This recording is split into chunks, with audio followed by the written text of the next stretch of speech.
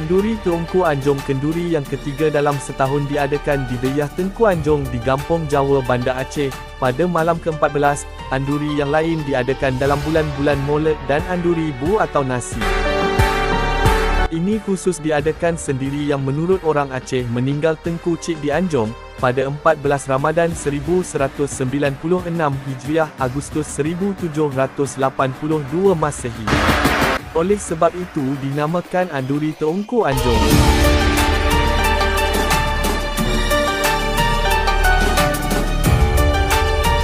Malam yang sangat penting dalam ajaran Islam ialah malam Lailatul Qadar. Malam mulanya diturunkan ayat-ayat suci Al-Quran oleh Allah Ta'ala. Penurunan wahyu ini melalui malaikat Jibril kepada Nabi Muhammad.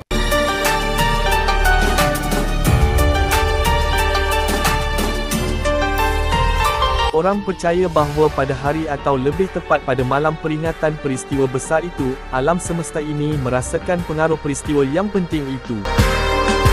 Pada malam khusus itu, tidak kurang daripada peristiwa pada pertengahan bulan Syakban, Allah melimpahkan berbagai rahmatnya yang sangat besar kepada mereka yang pada malam itu tidak tidur, dan lebih baik lagi kalau melakukan perbuatan beribadah atau amal yang saleh.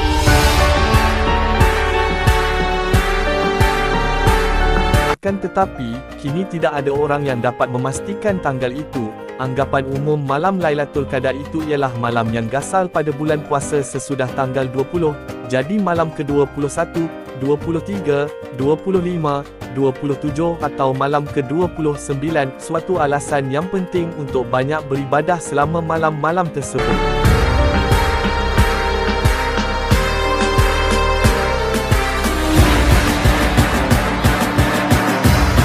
Pada malam Lailatul Qadar, di semua negara Islam orang melakukan pengkajian dan ibadah yang lain. Di sana sini ada perbuatan-perbuatan bersifat tahyul yang dilakukan oleh orang-orang untuk meraih berkah dari malam Lailatul Qadar tersebut. Di Jawa, para raja, pemimpin dan orang-orang terkemuka menyelenggarakan selamatan, yang dikenal sebagai malaman, selama 5 malam itu kepada sejumlah besar undangan. Di antara malam yang 5 itu, menurut penilaian umum 2 yang dipertentangkan sebagai malam yang mungkin sekali malam Lailatul Qadar yang tepat, yakni malam ke-21 dan malam ke-27. Di Jawa, sebagian besar orang condong ke malam ke-21, malam Selikur, dan ini terutama dinyatakan dengan perayaan rasa gembira oleh masa.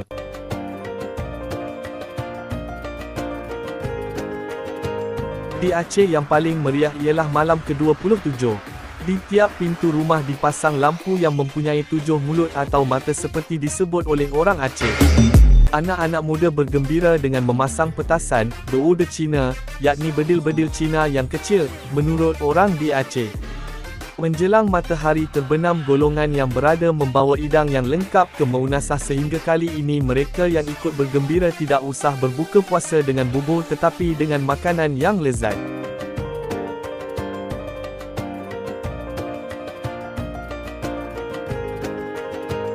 Menurut kisah, pada malam Qadar bahkan pohon-pohon pun, sebagai rasa hormat, membungkuk, sujud ke arah kiblat, jadi ke arah masjid suci di Mekah. Di Aceh orang percaya betul kepada hal ini, tetapi ada batasnya juga, bahawa fenomena itu tidak dapat dilihat oleh manusia biasa.